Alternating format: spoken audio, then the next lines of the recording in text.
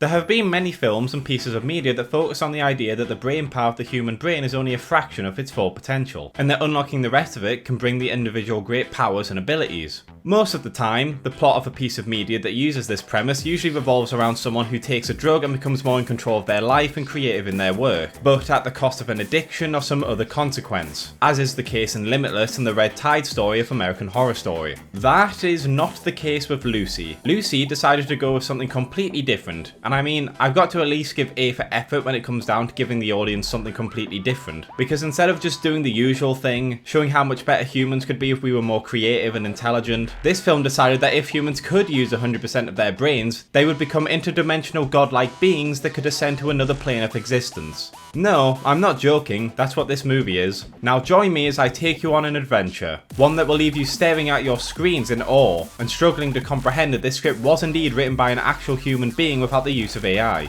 The movie opens with a monkey failing to drink water properly like some kind of fucking loser. Did you spill your water? Look at this stupid piece of shit! You fucking freak! Before cutting to modern day Taiwan, we see Scarlett Johansson's character, the titular Lucy, meeting up with her new boyfriend. Do you get paid to do this? Yeah, kind of. Like how much? The boyfriend, who I'll call Richard because that's his name, asks Lucy to deliver something to an associate. But Lucy refuses because she has to actually do some studying after spending all of her time partying. You know, just typical white girl stuff. And then we get this weird scene where Richard tells her that Lucy was the name of the first human ancestor, and it just deadass cuts to this thing staring at you in complete silence. It's gonna do this a lot throughout the whole movie, and you're either going to enjoy it or hate it. While most of the time I am okay with it, sometimes it just comes across as very pretentious. I get it, this is going to end badly for her. You don't need to insert random footage of animals for the audience to understand that. As Lucy continues to refuse to deliver the case, Richard handcuffs it to her, forcing her to deliver it. It then does the editing thing again, where it keeps cutting between Lucy and the triad, and some leopards and gazelles, and I couldn't stop laughing. Look at this dude. I know, this is the main premise of the movie, it trying to make parallels between mankind and the rest of the universe. But it comes across more that the director was worried that the audience wouldn't understand that Lucy is walking into a trap, or that she is about to be prey, so it keeps inserting this sort of footage into the film. It insists upon itself, Lois. Anyways, Richard ends up killed and Lucy is dragged upstairs to be interrogated.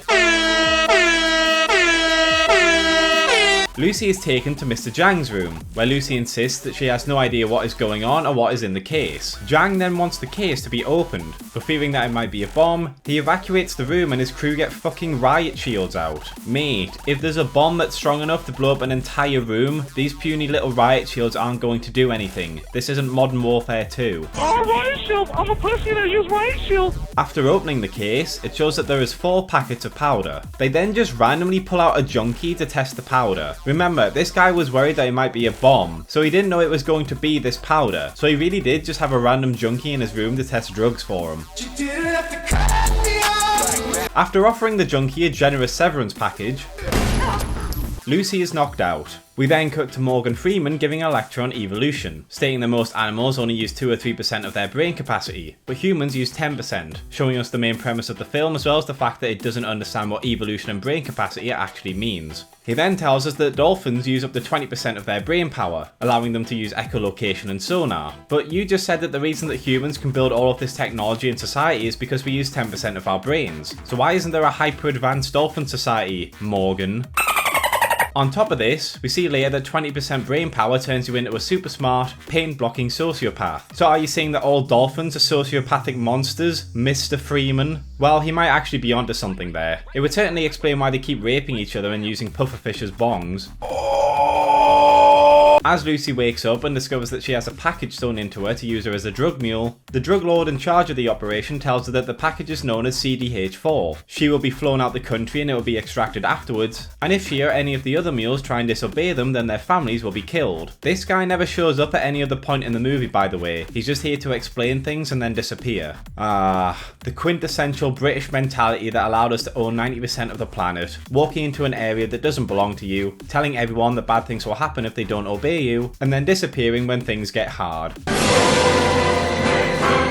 We then get another Morgan Freeman scene, where he talks about how things will either choose to be immortal or reproduce, depending on if the environment is favourable or not. Which seems wrong, but I'm not a scientist, so I'm not going to bother arguing about it. Instead, I'm going to complain about how this film made me watch animals fuck each other and then give birth instead of just getting on with the plot. As Lucy is taken away waiting for her flight, she is sexually assaulted, and when she fights back, she is brutally beaten, ripping the bag in her stomach and causing the drugs to get into her bloodstream. And this is the drug that can apparently make you defy the laws of gravity by making your IQ too high. I will say, however, that the visual imagery is very cool looking, and a scene like this would look great in a comic book movie or a horror film. We then get another Morgan Freeman scene, where he talks about how if we had 20% brain power available, we would be able to fully control our bodies. Which I'm not sure how to interpret, considering our brain already controls everything our body does now. Like, my brain is telling my body to keep my heart beating. I don't have to rent that service out to a third-party provider. Then, unironically, he says that if we unlocked 40% of our brain power, that would somehow allow us to control other people. Bear in mind, he doesn't give any reason or justification of how anything outside the human body could happen if we increased our brain power. Apparently, the correlation between our brain capacities increasing and being able to change the laws of the universe is so obvious and straightforward that he doesn't even bother explaining how my brain capacity increasing by another 30% would allow me to control anyone I want. Well, the next stage would probably be control of other people. With all due respect, what the fuck are you talking about? So Lucy wakes up and she's a completely different person now, no longer being afraid or injured and instead being calm and collected about her situation. We then get a scene where a tiny skinny woman untying someone's belt can fling them across the room so hard that it knocks them unconscious. Lucy then goes out into the hall, pops some caps, and then just before getting changed and casually pulling out a bullet in her arm, apparently being unable to feel pain. She then needs a taxi, and when the first guy doesn't speak English, she puts a bullet in his leg, and I honestly cannot tell you why she does this. She just ruins this poor guy's leg for no reason. Hey, speak English? No. As she sits in the taxi, she begins to hear the voices of people from far away, which anyone with basic medical knowledge knows that she's slowly becoming a UAV. As she gets to the hospital, she begins to learn Mandarin on the go. And also apparently in Taiwan, people walking around hospitals with loaded guns in their hands is such a normal occurrence that literally no one gives a shit when Lucy does it until she starts threatening people with it. Walking into the surgery, Lucy just decides to just cap a guy in the operating room. And am I supposed to still be on Lucy's side? Because after escaping her imprisonment, the first thing she has done is shoot a random guy in the leg, hold another taxi driver at gunpoint, and then killed some poor dickhead who just wanted to live a few more months to be with his family. You one crazy ass bitch! As the surgeon starts to operate on her, Lucy phones her mother. I remember the taste of your milk in my mouth. In order to quickly describe what's wrong, Lucy explains to her mother, I'm the Avatar! You gotta deal with it! telling her that she loves her and dad before hanging up. Lucy asks about the drug, and the doctor explains that CDH4 is a chemical hormone that is created in the first 6 weeks of pregnancy to get the fetus to develop, meaning that this drug is either a really good replica of the effect, or the drug lords have been hanging around abortion clinics so they can turn dead kids into drugs, literally getting high on life. Also, I thought that a fetus and the mother are linked throughout everything, so if a fetus is developing and using this chemical, then wouldn't the mothers also feel this chemical and its effect as well? Wouldn't we have a bunch of superpowered pregnant ladies flying around all over the place? With it being established that this drug is designed for very small doses and that she is most likely dying, Lucy walks outside, and apparently now she just has the Force, as she is connected to all living things and she can see their life force. Using this cheat code, she goes back to the hotel and proceeds to use her aimbot abilities to eliminate the henchmen, before interrogating Mr. Zhang. I can't believe you've done this. We then get a cool shot of Lucy delving into his brain to pluck out information that she needs, and for some reason it uses the footage from before, where Mr. Zhang just kinda sat around and didn't show any interest in the details of the operation. The implication is she's just picking out small details that he by himself wouldn't be able to see, but if that's the case then surely she could just use her own memories to do this, as she was also there as well.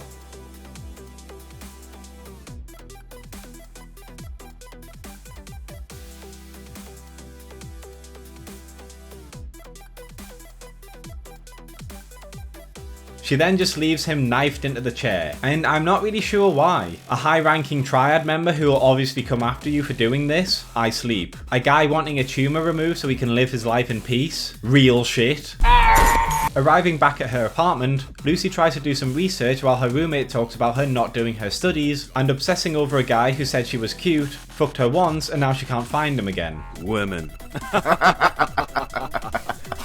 Lucy phones up Morgan Freeman because apparently he is the leading expert on how brain power can allow people to use telekinesis, and he is shocked to discover that the theory he came up with just so he doesn't have to worry about actually working for a living was true. After explaining that her IQ is so high that it allows her to start controlling everything, and explaining that she keeps gathering knowledge about the universe, Morgan Freeman encourages her to share that knowledge with the rest of humanity. As Lucy begins to track down the other drug mules, she is listed as a suspect over the news, so in order to not draw attention to herself, she completely changes her hair length and colour in front of everyone. You know, to not draw attention to herself. It doesn't really matter anyway because no one here gives a shit either.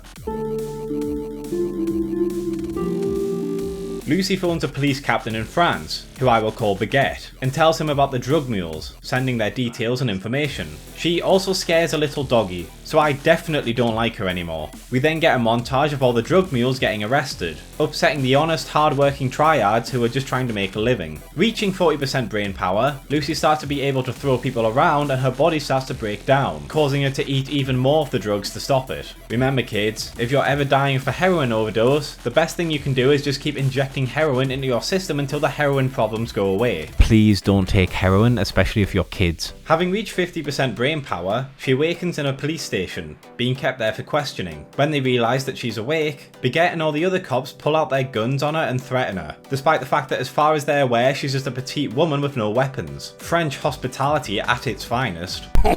Lucy just shuts everyone off and asks where the drugs are, and Baguette tells her that they have them in custody, with the two then leaving. And let me tell you, Baguette takes this in stride. I mean, if I just saw someone turn off everyone else in the room and then telekinetically unload my gun, I would be freaking my balls off. But Baguette just kinda goes with it. He doesn't even bother to check anyone for injuries, or to see if they're still alive. She just starts moving and he decides to tag along. In fact, of all the strange things that happen throughout this movie, this is the most he talks about it.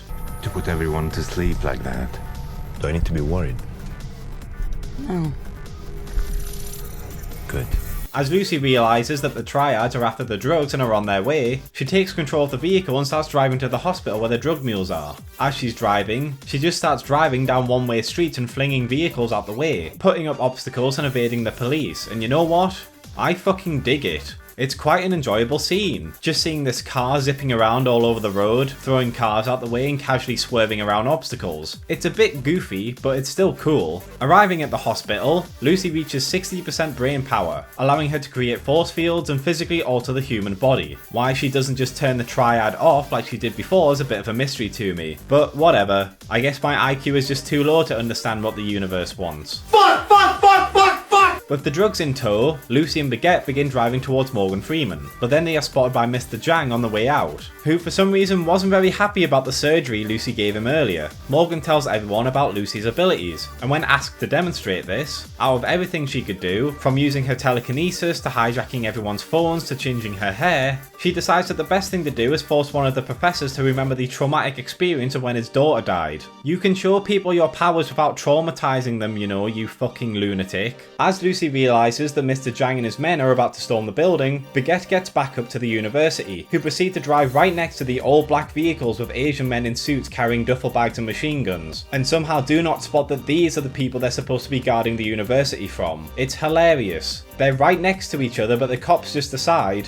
nah, it'll be fine. As Lucy begins to explain and demonstrate just how high her IQ is, the triads start to storm the university, and somehow none of the cops find the line of Asian men in jet black suits carrying guns suspicious until they go through the metal detector. You fucking donut. As the triad go through the university randomly killing everyone, the doctors begin to inject Lucy with the rest of the drugs so she can transcend. With the police making a stand against the triad, Lucy begins to ascend, connecting to a computer so she can leave her knowledge behind when she does. And let me tell you, this scene is hilarious. Watching these triad randomly pull out a bazooka as Lucy is creating the newest MacBook Pro while opera music plays in the background just makes it impossible to take this fight scene seriously.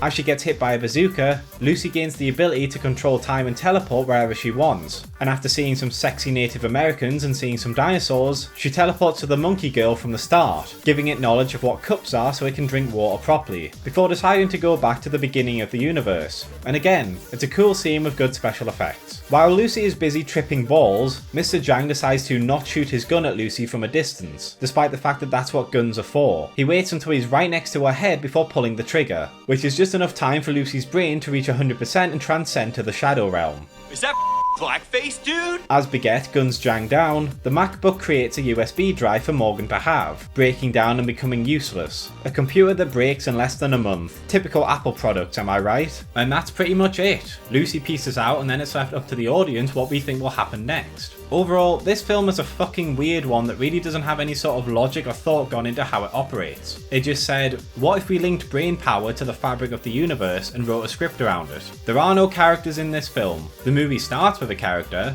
but she quickly just becomes a force that keeps the plot going. And then throughout the film, all the characters are either used for Lucy to explain stuff to, or to try and take her down. The editing choices for the film tried to be this blend of actual movie and then incorporating things from nature and history documentaries, which sometimes works, but a lot of the time it just comes across as a weird editing choice. Like, I get it, Lucy walked into a trap. You don't need to put a clip of a mouse getting tempted by cheese to get that across to me. And you don't need to put videos of animals shitting out babies to get me to understand you're talking about reproduction. The plot for this film is just a weird one, not just for what happened in the story, but for what doesn't happen during the story, or isn't explained in it. How does a drug cause people to be physically linked to the universe? How popular is this drug? Has no one else taken a large dose of this before? How does the triad all arrive in France so quickly? If this product is so expensive that you would bring in bazookas to fight the cops to get it back, why would you not try and find a better way to transport it in the first place other than inside fragile, squishy people? Overall, I do like the special effects and some of the concepts used for the film. It's definitely more of a philosophical film than an action film, and I think you'll enjoy watching it. But overall, the acting is mostly just okay. There aren't really any characters to root for and connect to, and the premise that taking drugs will turn you into Dr. Manhattan is just something you can't take seriously. Thanks for watching, lads and lasses. I would like to give a big thank you to Robert Schroeder for being my first Patreon and helping to support the channel. If you enjoyed this video, please consider liking, subscribing and checking out some of my other videos. Sharing always helps, and if you're feeling really generous, please consider my Patreon or YouTube membership. I also have a Twitter and occasionally I do live streams. But most of all, I just hope you had a great day and hopefully I will see you in the next video.